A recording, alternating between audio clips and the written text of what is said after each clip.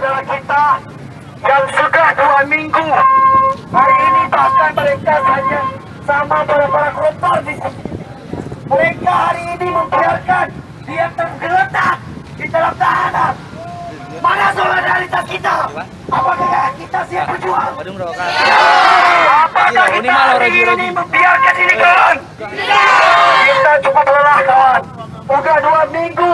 Hari ini kalau memang tujuannya akan dibebaskan, apakah siap kawan? Bebas sudah ada masyarakat bebas. Kita hari ini nggak jadi aja.